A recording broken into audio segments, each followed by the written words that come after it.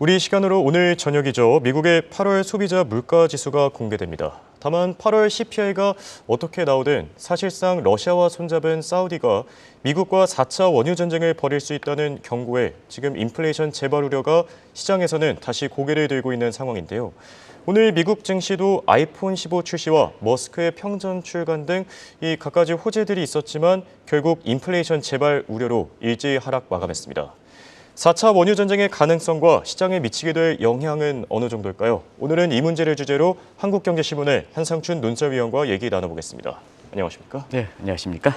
네, 오늘 미국 증시 이 3대 이벤트가 국제유가 상승에 따라 희석되는 움직임이었습니다. 오늘 증시는 어떻게 보셨습니까? 네, 우리가 사실 그 시장에 대해서 저희 것처럼 뭐 경제 해설하는 사람도 포함될지 모르겠습니다는 이 말이 많은 사람들이 잘 예측을 잘 맞지 않습니다. 그래서 예, 맞습니다. 우리가 더 방송 전에 엘 에리언 같은 사람들은 뭐 하나 얘기하면 그때마다 얘기를 하거든요. 지금처럼 경제가 펀더멘탈리 예측이 참 안 되는 사회. 우리 증시 보통 보기에는 과거 이론들이 잘 맞지 않고 그렇죠. 경제 여건대로 뭐 주가가 올라간다 내려간다도 잘 맞지 않고 수급에 의해서 되기 때문에 예. 사실 그 시장에 대해서 이렇게 근본적으로 해설하는 시각이 오히려 맞다 하는 것을 말씀을 드리겠는데요. 대표적으로 일본 은행 총재인 사시 우에타가 다시 한번 엔달러 환율이 150엔대 근접하면서 한투기 세력에 집중 공격되다 보니까 또 다시 말을 바꿨죠. 잭슨 미팅과 달리. 근데 딱 일부에서는 언론에서는 본격적으로 엔화 강세, 이제 엔화 투자하시는 분들이 돈을 벌 수 있겠다 이렇게 얘기하지만 딱 3일 만에 끝났습니다. 오늘 정영 PD 엔달러 환율이 다시 147엔대에 진입하는 모습을 보였을 겁니다. 한번 그 엔달러 환율부터 가고 있죠. 요새 엔 투자들이 많으니까. 그래서요. 준비가 아직 안 됐나요? 사실은 그 미 증시 보면 오늘 3대 이벤트가 있었죠. 엔달러 환율이 지금 147엔대 이렇게 가고 있죠. 요게 우에타 발언하기 전에 147엔대 후반에서 한때는 1엔 정도 떨어져서 145엔까지 해서 엔화 투자자들이 기대가 많고 언론에서 엔화 강세 시대 이렇게 얘기했습니다는 다시 좀 엔달러 환율이 147엔대에 올라오는 모습이다 이렇게 보시면 되겠습니다. 미 증시 역시 이런 요인들이 반영해서 이렇게 되는데요. 오늘 주도업종이라는 것은 미국 증시를 이끌어왔던 소위 애플, 구글, 테슬라 이런 업종들이 되겠죠. 이런 업종에 3대 이벤트가 있었습니다. 3대 이벤트 내용들이 굉장히 중요했던 사항들이죠. 아시겠습니다. 애플이 아이폰 이렇게 15를 출시를 앞두고 중국발 악재에 의해서 사실 그 막히는 분위기다 이렇게 됐습니다. 과거 보면 이 출시한다고 하면 뭐 줄 서고 뭐 해가지고 기대가 높았었죠. 기대가 높았죠. 유포리아 기대 때문에 주가가 많이 올랐습니다는 이번에는 애플이 이렇게 1.7% 정도 오히려 밖으로 떨어지는 현상이 중국 벽이다 이렇게 보겠습니다. 구글, 알파벳도 오늘 커다란 이슈가 있었죠. 바로 검색 엔진과 관련된 반독점 규제 판결이 상당히 부담됐습니다. 테슬라 역시 일론 머스크 평전을 출간했는데요. 이 젊은 사람이 일론 머스크 평전을 출간했다는 측면에서는 미국에서는 언론의 시각이 곱지는 않았습니다. 그런데 일론 머스크 평전이 관심이 됐던 것은 향후에 일론 머스크가 어떤 방향으로 갈 것이냐 하는 기업의 경영 방침이라든가 또 이 양반이 사실 그 독특한 시각을 많이 내놓으니까 어떤 것으로 가냐. 더더구나 인공지능을 착착해서 최근에 그 주가가 목표 주가가 400달러를 돌파할 것이다. 옛날에 액면 불알제를 보면은 1200달러를 돌파할 것이다. 이런 상황에서 일론 머스크 평전이 나온 것은 굉장히 관심이 높았었죠. 향후의 방향성 같은 것. 그러나 역시 오늘 그 빅테크 종목의 주가가 떨어지는 쪽에 큰 영향으로 작용했습니다는 큰 영향이 없었다 이렇게 됐습니다. 그러면 왜 이렇게 3대 이벤트의 내용을 이렇게 미국의 주가 상승 모습으로 나타나지 않고 주가 하락했느냐 하는 측면에서는 역시 오늘 그 우리 시간으로 저녁 때 발표되는 미국의 8월 그 소비자 물가 상승률 최대 관심인 상태에서 최근에 국제유가의 그 천스탑 장세가 되고 있다 하는 측면이 말씀드렸었는데요. 오늘 국제유가가 비교적 큰 폭으로 올랐죠. 2% 가깝게 올랐습니다. 그래서 서브스택 사층주 같은 경우에는 88달러, 그리고 브렌트유는 90달러가 넘었습니다. 그러다 보니까 인플레 재발 우려, 소비자 물가가 상승률이 발표된 직전에 이것이 3대 이벤트를 전부 이렇게 엎어치고 주가가 떨어지는 배경이 됐다 이렇게 보겠습니다. 예, 알겠습니다. 말씀하신 대로 지금 시장의 가장 큰 관심사는 아무래도 국제유가가 아닐까 싶습니다. 지금 천수답 장세도 나타나고 있는데요. 국제유가 움직임 어떤지부터 설명해 주시죠. 국제유가 상승세가 너무 빠릅니다. 세계 경제 부담이 될 만큼 너무 빠릅니다. 예. 지금 통화정책 측면에서는 물가를 잡힌다 하는데 완전히 잡히지 못한 상태에서 통화정책의 여지가 제한되어 있기 때문에 작년에 이렇게 금리가 상승할 때보다 예. 통화정책 여지가 적은 상태에서 인플레 재발 우려가 되면 세계 경제 부담이 되는 상태거든요. 그렇죠. 국제유가 상승세 그동안 계속해서 이렇게 말씀드리고 있습니다는 올해 6월 27일 날 67달러입니다. 소비자가 사정지 기준으로. 근데 오늘 그 장중 90달러까지 이렇게 일시적으로 돌파하는 모습을 보였었는데요. 여기를 기준으로 한다 하더라도 사실 유가가 3개월 만에 33% 급등입니다. 그러면 시청자 여러분 33% 급등이라는 것은 3개월 만에 매달 예. 10%가 올라갔다는 얘기입니다. 그렇죠. 정말 말이 뛰는 식으로 갤러핑으로 올라갔다는 얘기입니다. 그러다 보니까 이 유가 움직임이 심상치 않다 보니까 결과적으로 보면 사실 지금 이 유가 문제가 정치라든가 경제에서 최대의 이슈로 변수로 자리 잡고 있는 거다 하는 것을 말씀드리겠는데요. 예. 지금 주요 측기관들도 화들짝 놀라서 국제유가에 이렇게 전망치를 속속 상향 조정하고 있습니다. 예. 그 내용을 보면 국제유가 관련해서 가장 말이 예측이 많이 나온 기관이 골드만삭스죠. 예, 그렇죠. 한때 150달러, 그다음에 100달러 이렇게 해서 많이 틀리긴 했습니다는 역시 골드만삭스가 이번에 그 조만간 국제유가가 100달러를 돌파할 것이다. 두 가지 예측이 나왔죠. 엔달러 환율이 155달러 갈 것이다. 예. 유가가 100달러 이상 갈 것이다. 이런데요.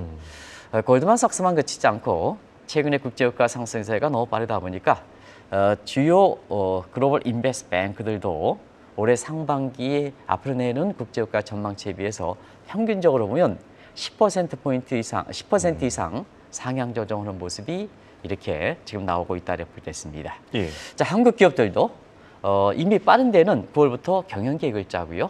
우리 그 한국경제TV의 조지현 사장께서도 내년에 경영 계획을 어떻게 할 것이냐 고민하시는 걸 이렇게 알고 있는데요. 예.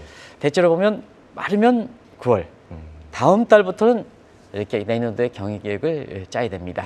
그런 측면에서 오랜만에 유가가 올라가고 환율도 지금 300원대로 이렇게 올라가고 금리도 다시 높아지고 그러다 보니까 한국의 경영 계획에서 최산선 변수에 해당되는 이 유가라든가 환율과 금리가 전부 올라가는 상태이기 때문에 이 삼고 현상, 신삼고 현상 이런 것이 내년도 경영 계획을 짤 때 최대가 변수가 될 만큼 유가 상승세는 심상치 않다 이렇게 보겠습니다. 네. 지금 국제유가가 말씀하신 대로 무섭게 치솟고 있는데요. 아무래도 인플레이션 재발 우려가 가장 큰 문제점일 것 같습니다. 이미 한국이나 중국에서 인플레 재발 우려는 나오지 않았습니까? 네, 물가가 잡히는 상태에서 유가가 세계 원유 소비 구조를 경제 구조를 갖고 있는 상태에서 예. 유가가 올라간다면 자연스럽게 인플레 재발 우려가 되는 거죠. 그렇죠. 그런 과정에서 한국이 8월자 CPI 발표가 가장 먼저 됐거든요. 예. 그때 이례적으로 아마 월가에서도 한국의 소비자 물가 상승률이 7월 달에 2.3%에서 8월 달에 3.3%, 23년 만에 1.1%포인트 올라간 것을 굉장히 주목한다. 그런데 이제 사실 그 댓글에서는 예. 월가에서 관심 있느냐 이렇기 때문에 관심 있는 겁니다. 속속들이 나타나는 거죠.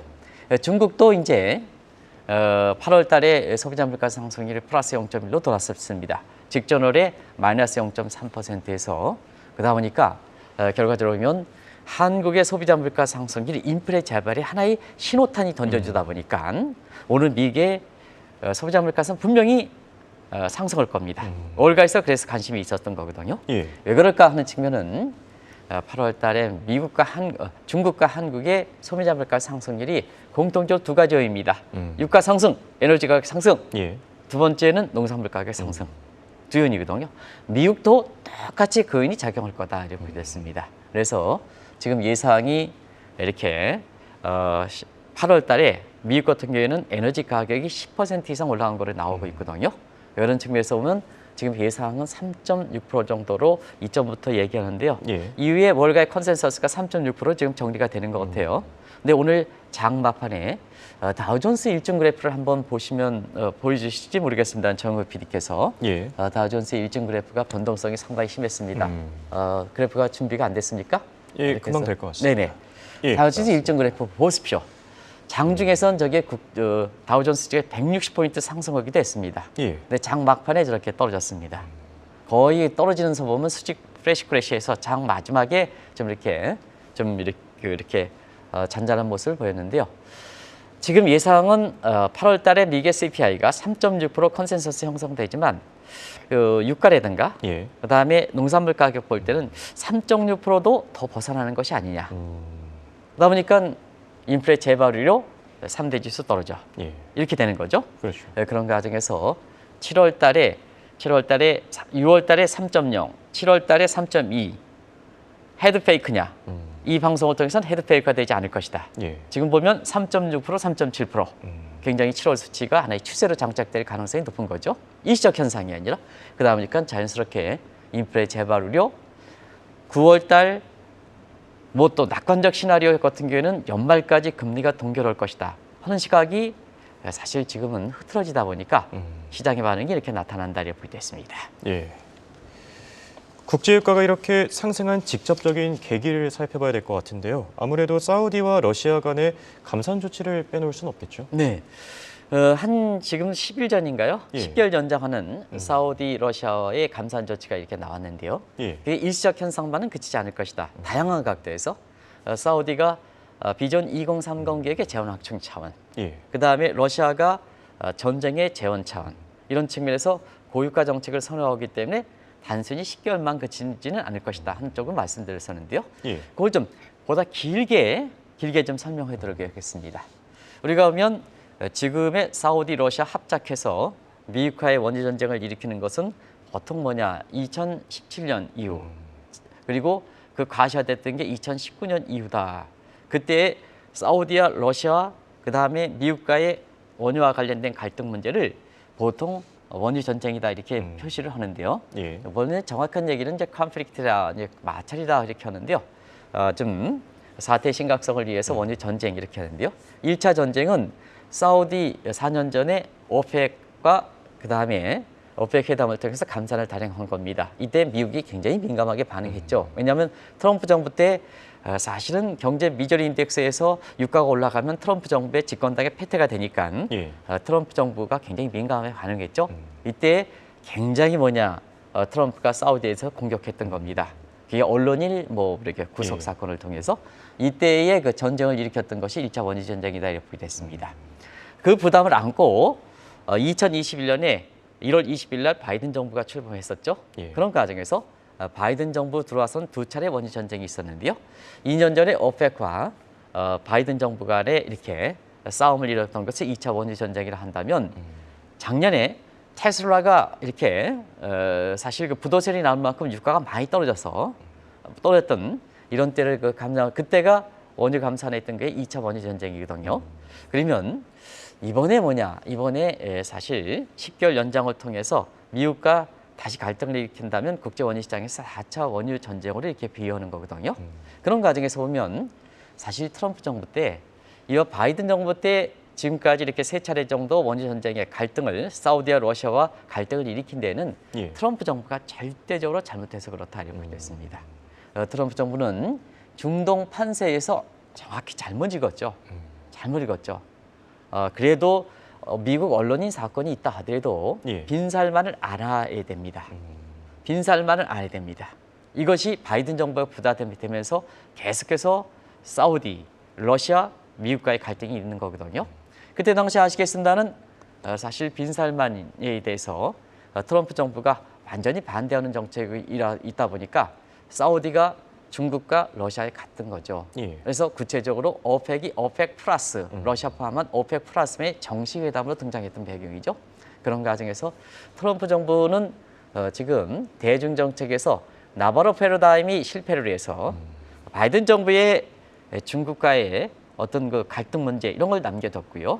그다음에 또 하나의 지역인 중동 지역에서 사실 미국의 언론인 사건을 계기로 해서 이 사우디를 버리고 그 다음에 경우에 따라서는 뭐냐, 미국이 이렇게 사우디를 단독적으로 지배하겠다는 입장에서 사우디가 위기의식을 느껴서 사실은 중국이라든가 이렇게 러시아 같은 것이 지금의 중동 정세를 복잡하게 만드는 원인이다. 그래서 한 나라의 최고 통수권자가 그래서 중요하다는 것을 꼭 좀 말씀드리겠습니다. 예.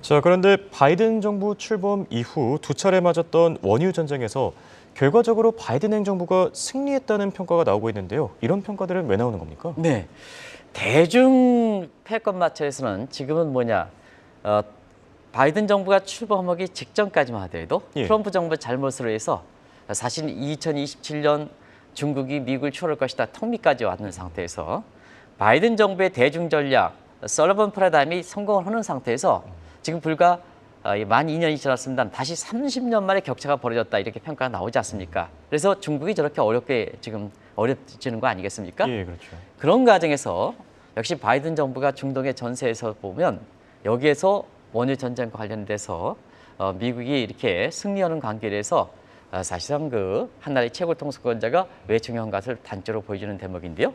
아시겠습니다는 세계에서 보면 시청자분도 아시겠습니다는 3대 유정이 있습니다. 서부 텍사스 중진료, 북해산 브렌트유, 중동산 두바이유. 유황의 질에 따라서 예. 부산물이 나오는 것에 따라서 원유의 질을 평가하는데요. 서부 텍사스 중진료가 가장 질이 좋았습니다. 중동산 두바이유가 질이 가장 나빴습니다. 그래서 유가도 서부 텍사스 중진료가 가장 높고 그 다음에 중동산 두바이유가 가장 낮았습니다. 근데 지금 어떻습니까? 지금은 서부 텍사스 중진료가 오늘 88달러고 마감지수로 브렌트유가 92달러입니다. 서부 텍사스 중진료가 가장 낮습니다. 예. 왜 이런 현상이 될까 하는 측면은 여러 가지 요인이 있습니다는 바이든 정부가 러시아와 사우디의 원유 전쟁에서 승리한 결과가 아니냐 이렇게 이제 보고 있거든요. 아시겠지만 바이든 정부는 사실 전략 원유 비축분을 이렇게 풀었습니다. 예. 그래서 유가를 떨어뜨렸습니다. 알리바마라든가 대륙분계 개발을 좀 이렇게 촉진해서 세계 원유 시장에서는 세계 최대 매장량을 갖고 있었던 것은 미국이었었는데요. 생산량마다 사우디를 제쳤습니다. 그러다 보니까 국제유가가 아주 떨어지게 됐죠. 저기 보십시오. 예. 2021년 6월 달에 국제유가가 러시아 전쟁 이후에 120달러까지 가다가 올해 그 6월 27일에는 67달러까지 갔습니다. 예. 그러면 자, 미국 입장에서는 유가가 떨어지다 보니까 결과적으로 보면 미국의 경제 고통 지수, 물가가 안정되다 보니까 경제 고통 지수가 줄어들다 보니까 결과적으로 바이든 정부의 지지도가 올라가는 거고요. 사우디라든가 러시아는 저렇게 재원 조달에서 가장 중요한 요인을 차지하는 원유 가격이 되게 떨어지다 보니까 결과적으로 보면 러시아, 사우디는 패퇴하고 미국이 승리한 게 아닌가 이런 평가들이 나온다 이렇게 볼 수 있습니다. 네.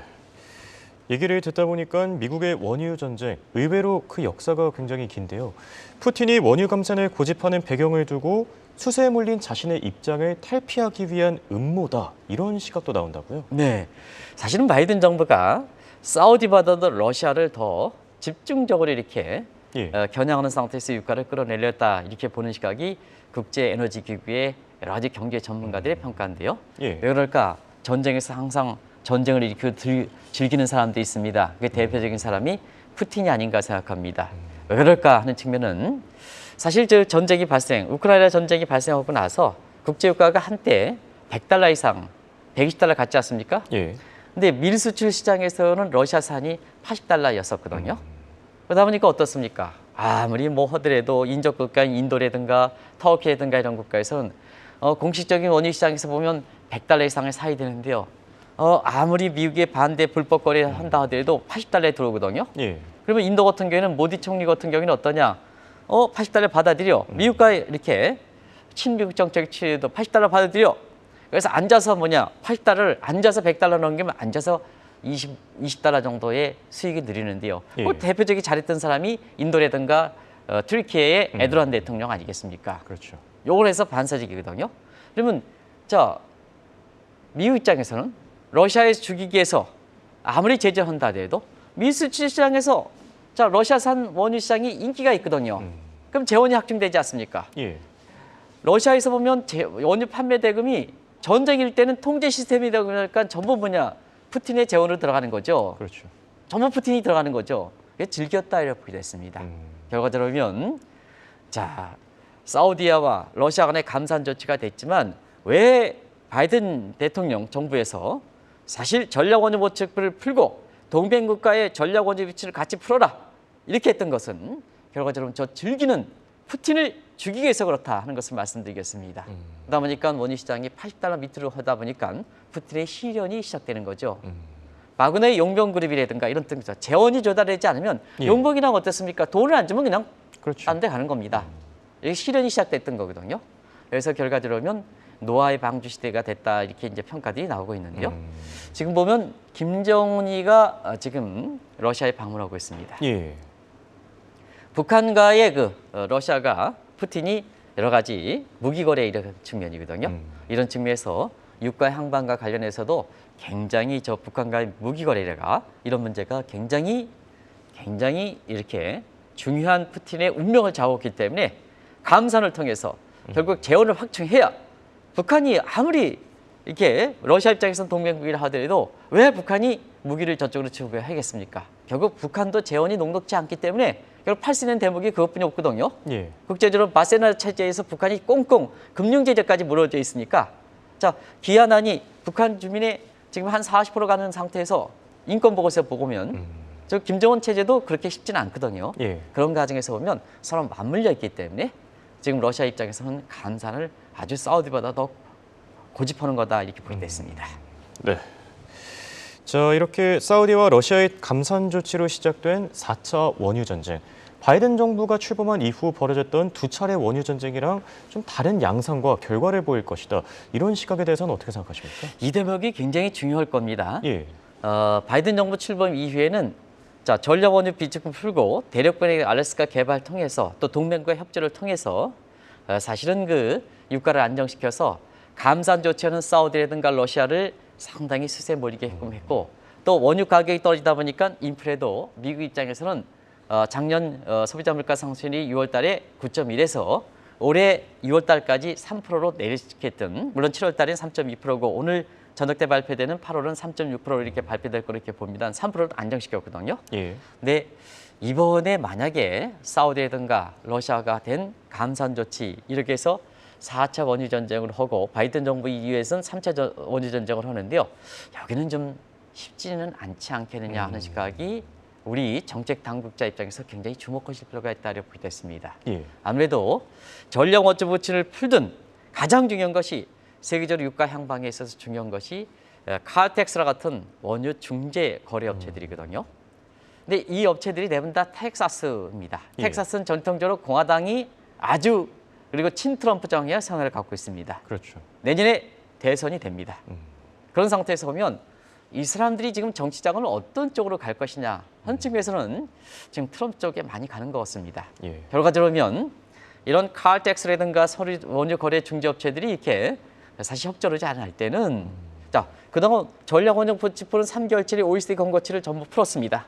그런 상태에서 보면 러시아와 이렇게 사우디의 감산 조치에서 미국의 바이든 정부가 얼만큼 대응할 수 있느냐 그리고 원유 중개상들의 협조를 구해낼 수 있느냐 하는 측면에서는 1차, 2차 그러니까 바이든 정부 출범 이후에 1차, 2차 원유 전쟁보다는 좀 상당히 어렵지 않겠느냐. 그것이 국제 에너지 기구에 되면서 국제 원유 시장이 되면서 사실 지금 세계 경제가 미국에는 중국 경제 세계 최대 원유 수요국인데요. 중국 경제 안 좋지 않습니까? 그렇죠. 근데 지난 6월 27일 날 서부 텍사스 중진리가 67달러에서 지금 90달러 한 달에 10%씩 갤런픽으로 올라갈 만한 경기적 측면은 그렇게 많지 않거든요. 그럼에도 불구하고 이렇게 올라가는 데에는 이런 요인에서 이번에 원유 전쟁을 일으킨다면 그동안은 미국이 이렇게 승리가 됐습니다는 이번에 사우디라든가 러시아가 고유가 정책을 선언하는 과정에서 이번에는 미국의 이게 대응이 만만치만은 않지 않겠느냐 하는 이런 시각이 되면서 예. 일부 국제 상품 투기 세력들이 국제 원유에 베팅하는 시각도 있는 것이 아닌가 이렇게 보고 있습니다. 네, 알겠습니다. 자, 결론을 맺어보겠습니다. 4차 원유 전쟁의 결과 굉장히 중요한 문제인데요.